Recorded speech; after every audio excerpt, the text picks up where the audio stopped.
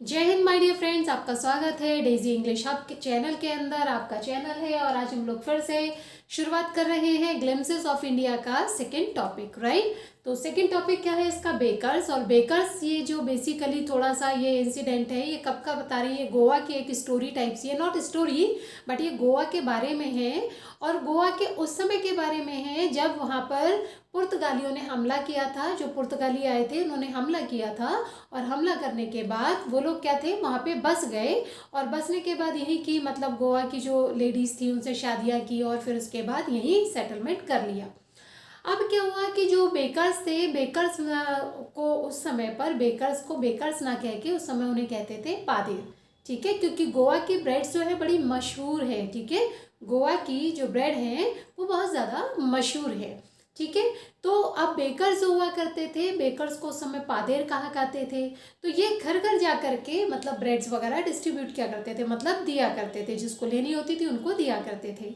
अब जब ये घर घर जाते थे तो सबसे जानकारी हो गई। तो इनके बारे में एक चीज़ बहुत अच्छी है कि जो बेकर्स हुआ करते थे, बेकर्स ये जो जितने भी परिवार हुआ करते थे, बेकर्स क्या हुआ करते थे, इनके फ्रेंड्स हुआ करते थे। मतलब बेकर्स फ्रेंड्स हुआ करते थे, कंपेनियन हुआ करते थे और गाइड हुआ करते थे। ये क्वेश्चन आ सकता है, ठीक है।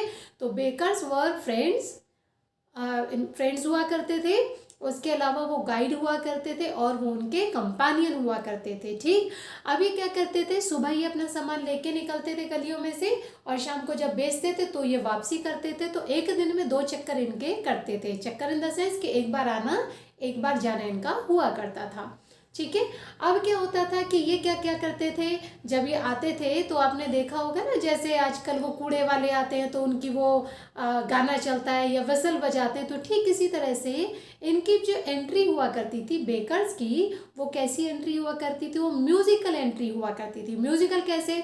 एक हाथ में डंडा पकड़ रखा होता था, है ना। उसके बाद एक हाथ में टोकरी पकड़ी हुई है तो टोकरी सर पे है, सर पे टोकरी को सपोर्ट दे रहे हैं। एक हाथ से क्या करते थे, झन झन झन करके क्या करते थे, बैम्बू होता था एक, मतलब स्टिक होती थी। तो उस स्टिक को क्या है, धम धम धम करके उसमें कुछ घंटी लगा रखी होगी, कुछ भी होगी, तो वो झंग झंग की आवाज़ करते हुए इनकी एंट्री हुआ करती थी, जिससे दूर से ही पता चल जाता था कि बेकर्स आ गए हैं। अब क्या होता था, जब बेकर्स आते थे तो घर की जो भी स्त्री होती थी, लेडीज़ होती थी, वो दरवाज़ा खोलती थी। तो बेकर्स पहले क्या करते थे, उनको विश किया करते थे। विश करने के बाद क्या है, मतलब उनको जो भी दुआ सलाम करते थे, नमस्ते करते थे, तो वो उनको विश किया करते थे। विश करने के बाद वो क्या करते थे, जो उनका ये बैम्बू होता था, इसमें ऐसे टोकरी उतारी और ऐसे करके रखी और ब्रेड किसको देते थे, सर्वेंट को ब्रेड दी। और फिर ये हैंड टू हैंड पैसा नहीं लिया करते थे, ये क्या क्या करते थे, ये जो दीवार होती है ना, बाहर दीवार पे जैसे चौक होता है या खड़िया होता है, तो उससे लाइनें खींच देते थे कि भाई इतने पैसे इनके हमने लेने हैं।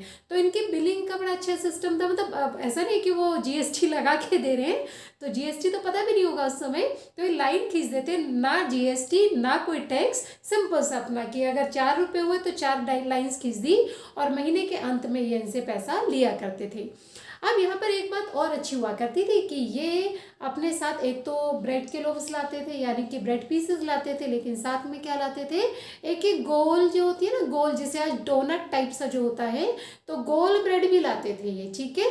तो जो गोल ब्रेड लाया करते थे चूड़ी टाइप सी बना के, मतलब इसमें ऐसे होता है ना, जैसे आपको अगर ध्यान हो, बचपन में हम लोग बहुत सारी ऐसी चीज़ें करते थे, जैसे कचरी हुआ करती थी, हमें याद है।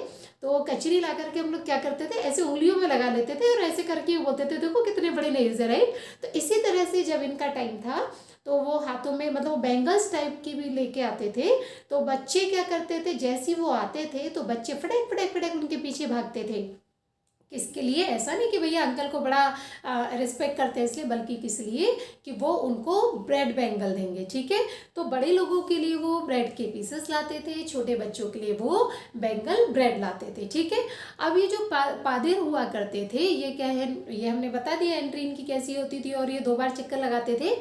अभी जो पादेर हुआ करते थे, इनका जो मतलब वो था फिजिक, कह लो फिजिक, यानी कि इनकी बनावट कैसी होती थी बेसिकली, क्योंकि ये जो पादेर हुआ करते करते थे, ये कैसे हुआ करते थे, फेस तो मतलब जैसा है, बाकी नीचे से ना बिल्कुल कद्दू से, मतलब ऐसे फैले हुए से, तोंदू से जैसे होते हैं, तो उस तरह से हुआ करते थे, है ना। जैसे सेंटा क्लॉज को आप याद करोगे तो फेस तो ऐसे हो रहा है, टोपी ऐसी, और नीचे से बहुत बड़ा मटका सा, पेट सा निकल रहा है। तो यानी इनकी जो फिजिक हुआ करती थी, बड़ी प्लम्प हुआ करती थी। क्या हुआ करती थी, प्लम्प हुआ करती थी। प्लम्प का मतलब होता है थुलथुली, यानी कि गोलू मोलू सी, ठीक है। तो इनका बॉडी, इनका फिजिक कैसा हुआ करता था, इनका फिजिक कैसा होता था, प्लम्प होता था, ठीक है, यानी गोलू मोलू थुलथुला सा होता था। तो इनको अगर बोलो कि इनकी शेप कैसी है, तो जैक फ्रूट, कटहल होता है ना, कटहल ऊपर से थोड़ा सा कम और नीचे से वो बहुत ज़्यादा गोलू सा होता है। तो इस तरह की कुछ इनकी फिजिक हुआ करती थी। अब ये लोग जो पादेर हुआ करते थे, तो आपने अगर अंग्रेज़ों के फ़ोटो देखे हों या सिपाहियों के फ़ोटो देखे, मतलब सोल्जर्स के आपने फ़ोटो देखे होंगे, तो आपने देखा होगा ऐसे करके मुकुट से लगा रखा होता है, यहाँ से लेके नीचे नीज तक, यानी कि जो हमारी घुटने होते हैं, घुटनों तक एक फ्रॉक टाइप सा पहन के रखते थे। अगर आपको ध्यान हो ना, सिकंदर को याद करो तो आपको ये याद आ जाएगा ठीक से, ठीक है। तो अब ये क्या पहनते थे, ये एक लॉन्ग फ्रॉक टाइप सा पहनते थे। क्या पहनते थे, लॉन्ग फ्रॉक सा, जो कहाँ तक होता था, नीज तक होता था, ठीक है, यानी कि आपके उनके घुटनों तक होता था। अब ये घुटनों तक जो फ्रॉक हुआ करता था, इसका नाम था कबाई। क्या नाम था, कबाई, ठीक है, KABAI, कबाई। तो ये जो कबाई जो है ये पहना करते थे, ठीक।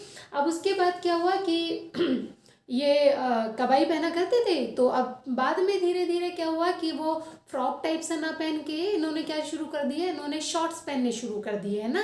पर वो शॉर्ट कैसे होते थे, वो शॉर्ट मतलब आप ये मान के चलो कि हाफ नेकर से तो बड़े होते थे, लेकिन घुटनों से ऊपर हुआ करते थे। तो बाद में ये बताता है जिसने स्टोरी लिखा कि बाद में ना जैसे कोई भी अगर इस तरह का मतलब शॉर्ट्स पहन लेता था, तो उसको ऐसे ही कह के बोलते थे कि देखो पादेर आ रहा है, बाद में जैसे चिढ़ाते हैं लोगों को, तो इस तरह से चिढ़ाया करते थे, ठीक। पर अब थोड़ी सी और बात आती है कि उस समय जो ब्रेड थी उसकी कितनी मतलब इम्पोर्टेंस थी।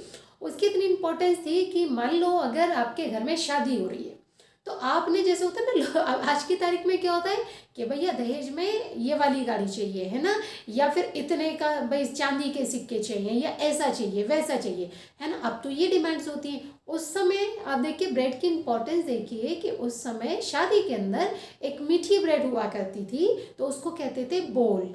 क्या कहते थे, बोल। जैसे आजकल भाजी देते हैं ना हम लोग शादी के बाद, जैसे भाजी लोगों को बांटते हैं, तो उस समय क्या फेमस था, एक ब्रेड हुआ करती थी, जो मीठी ब्रेड हुआ करती थी, उसको कहते थे बोल, BOL, बोल। तो वो मतलब एक कंपलसरी आइटम था, ठीक है।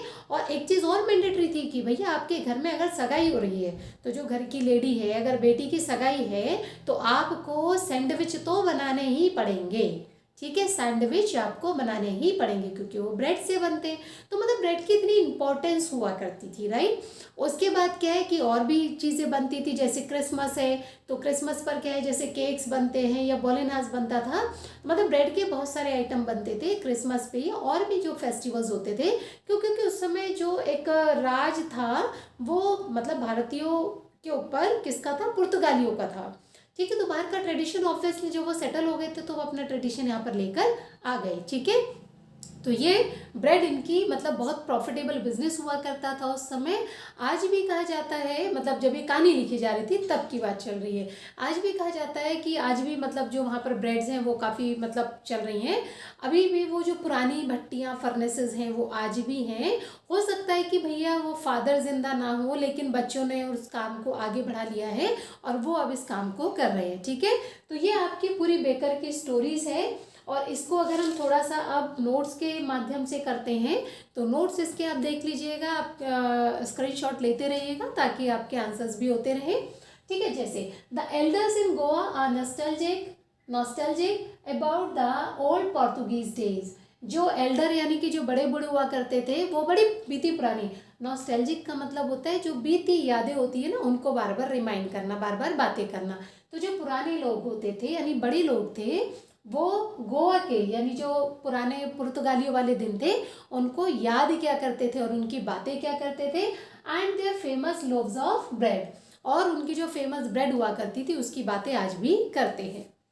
Bread making is still famous in Goa as as old furnaces are still exist in Goa. ये कह रहे हैं, ये क्वेश्चन है, ये आप इसे इम्पोर्टेंट मार्क कर लीजिएगा कि ये आपका इम्पोर्टेंट है क्योंकि इसके ऊपर क्वेश्चन आ सकता है, ठीक है, ओल्ड फर्नेसेस के ऊपर आ सकता है।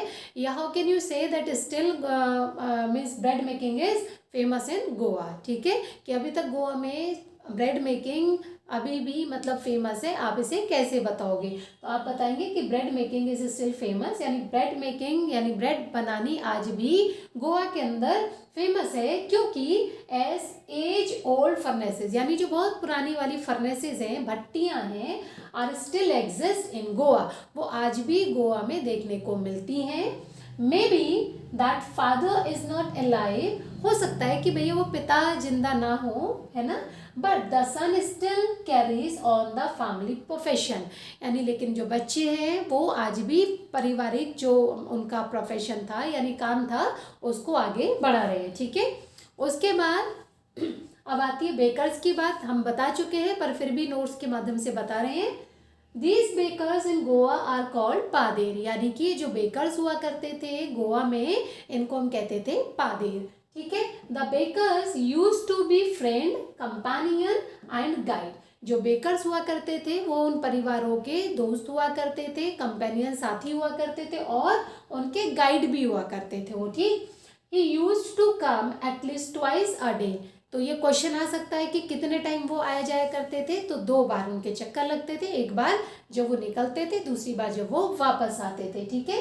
Once in the morning on his selling, यानी एक बार तब जब वो क्या करने जाता था, बेचने जाता था, round, and then again when he return, और फिर उसके बाद दोबारा जब वो रिटर्न यानी कि वापसी पर होते थे, ठीक। उसके बाद bakers had plum physics, bakers had plum physics, plum मतलब वही थुलथुली सी गोल सी, ठीक है, तो प्लम कहते हैं भोंदू तोंदू टाइप के लोगों को, ठीक। तो बेकर्स की जो फिजिक हुआ करती थी यानी बनावट जो थी कैसी थी, वो प्लम्प हुआ करती थी। ही लुक लाइक जैक फ्रूट, कैसा लगता था, जैक फ्रूट की तरह, यानी कटहल जो होता है बिल्कुल उसकी तरह लगा करता था, ठीक है।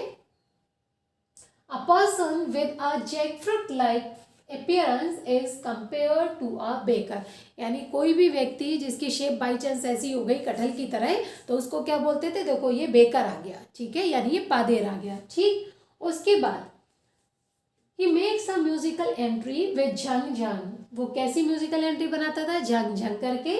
One hand supported basket, one hand supported basket and other hand carries bamboo, ठीक है, क्या करता था, एक हाथ बास्केट को सपोर्ट करता है जिसमें वो लाते थे आपका ब्रेड वगैरह, और दूसरा हाथ क्या होता था, other band bamboo on ground, और दूसरा क्या करता था, बैंग का मतलब होता है ऐसे पटकाना, ठीक है, तो दूसरा हाथ क्या करता था, बैम्बू को यानी स्टिक को इस पर जमीन पर ऐसे ऐसे करके चलता था, ठीक।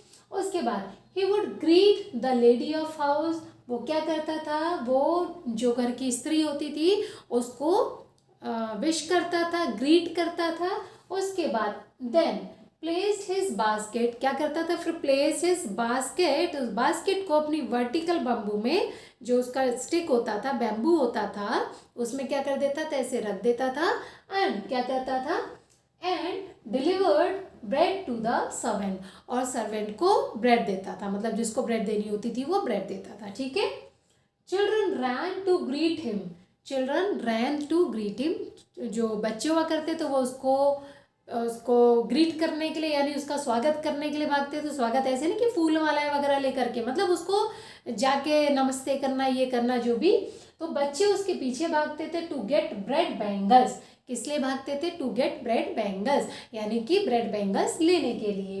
ही डिलीवर्स लोव्स फॉर एल्डर्स, वो बड़ों को ब्रेड देता है, and bangles for the children, और चिल्ड्रंस को बैंगल्स देता है, ठीक है, क्योंकि बच्चों को वही पसंद आती थी। अब उसके ड्रेस कोड के बारे में बात है, ड्रेस कोड के ऊपर क्वेश्चन आता है तो आप ये लिख सकते हो, इन पोर्तुगीज डेज, यानी कि जो पुर्तगालियों के दिन थे, द बेकर्स वोर पिकुलियर ड्रेस नोन एज कबाई, यानी कि जो उस समय पर जब पुर्तगालियों के दिन थे तो उस समय जो बेकर्स हुआ करते थे वो एक पिकुलियर मतलब पर्टिकुलर टाइप की एक ड्रेस पहना करते थे जिसका नाम था कबाई। कैसी ड्रेस थी ये, it was a single piece long frock, single piece long frock up to the knees reaching down to the knees, यानी एक लंबी सी फ्रॉक हुआ करती थी, ठीक है, और वो कैसी हुआ करती थी, नीज यानी कि घुटनों तक लंबी, और एक मतलब जिसे वन पीस कहते हैं, तो वन पीस पहना करते थे, ठीक है। उसके बाद लेटर यानी बाद की बात है, व्हेन ऑथर वॉज यंग, जब ऑथर यंग हो गया यानी जो चैप्टर लिख रहा वो यंग हो गया, बड़ा हुआ, दे वो ट्राउजर्स, वो क्या पहनते थे, अब ट्राउजर्स पहनते थे, शॉर्टर देन पैंट्स, यानी पैंट से तो छोटे होते थे, एंड सॉरी हमने समरी में थोड़ा गड़बड़ बता दिया था, तो आई एम सॉरी, ठीक है। तो वो शॉर्ट्स ना पहन के वो मतलब ट्राउजर टाइप सा पहनते थे, मतलब नीज घुटनों से नीचे और एंकल से ऊपर, ठीक है। तो शॉर्टर देन पैंट्स यानी पैंट से तो छोटे, and longer than half pant, और हाफ पैंट से बड़े हुआ करते थे, जैसे जिसे आजकल हम लोग कैप्री कहते हैं, ठीक है, कैप्रीज पहनती है ना लेडीज, तो वो आप मान सकते हो उसको, ओके। तो यहाँ पर so if now anyone who wear trouser shorter than pants and longer than half pant, यानी अगर आज की तारीख में ये ऑथर बता रहा है कि अगर अभी कोई ऐसा ट्राउजर पहन ले जो घुटनों से नीचे हो और पैंट से छोटा हो, हाफ पैंट से बड़ा हो और पैंट से छोटा हो, यानी कैप्री टाइप हो, तो उसको क्या पुकारते हैं, पादेर पुकारते हैं, चिढ़ाने के लिए, ठीक है। उसके बाद इंपॉर्टेंस ऑफ ब्रेड, यानी कि ब्रेड की इंपॉर्टेंस वही हमने बता दिया था आपको। Marriage gifts were meaningless without a sweet bread, ठीक है, नोन एज बोल, यानी कि अगर आप मैरिज में गिफ्ट दे रहे हो और वो गिफ्ट में अगर ब्रेड नहीं है तो क्या होता था, वो गिफ्ट आपका कोई भी मतलब उसका बेनिफिट नहीं मानते थे, मतलब वो मानते नहीं थे कि गिफ्ट है, ठीक है। उसके बाद इसका नाम होता था बोल। It was so important that the lady of house must prepare sandwich on the occasion of her daughter's engagement. यानी ये बड़ा मस्ट होता था कि कोई भी जो घर की लेडी है वो अपनी बेटी की सगाई वाले दिन, जिस दिन एंगेजमेंट हो रही है, तो उस दिन सैंडविच तो बनाने मतलब पक्के ही हैं, ठीक है। फिर cakes and bolinhas are a must for Christmas, ठीक है। केक और बोलिनहास क्या होते थे, बोलिनहास भी एक डिश होती है, मतलब इसी की बनती है, ठीक है। ये मस्ट होते थे किसके लिए, क्रिसमस के लिए, as well as other festival, और दूसरे फेस्टिवल्स के लिए भी, right. Thus bakers and their furnaces have the great importance in Goa, इसलिए बेकर्स की और उनकी जो भट्टियाँ होती हैं उनकी बहुत ज़्यादा इम्पोर्टेंस थी गोवा के अंदर, क्योंकि शादी ब्याह हो या कुछ भी हो, बिना ब्रेड के काम नहीं चलता था। अब बात कर रहे हैं इनकी बिलिंग की, तो the bakers usually collected their bill at the end of month, जो ये होते थे आपके बेकर्स, ये क्या करते थे, ये जो अपना बिल लिया करते थे ये महीने के आखिरी में लिया करते थे, जैसे होता है जनरली, आज भी होता है ऐसा, ठीक है। And noted it on the wall bye pencil, और इसको क्या करते थे, पेंसिल से दीवार पर लिखते रहते थे कि कितना बिल इनका हो गया। जैसे दूध वाला बनाता है ना, जो भी मंथली हम लोग राशन वाला क्या करता है, उसकी एक डायरी बनी हुई होती है, तो वो डायरी में आपका नाम लिखेगा और उसमें सारा हिसाब लिखेगा।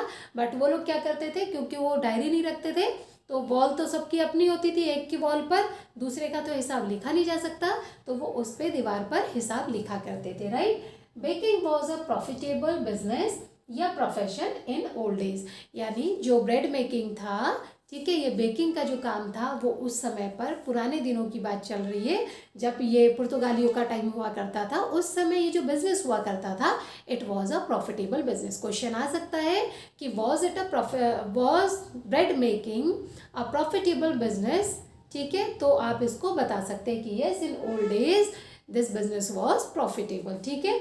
तो ये आपका चैप्टर कंप्लीट हो गया है। नेक्स्ट हम लोग लेके चलेंगे कुर्ग को, ठीक है, एक वीडियो में वो भी ख़त्म करेंगे।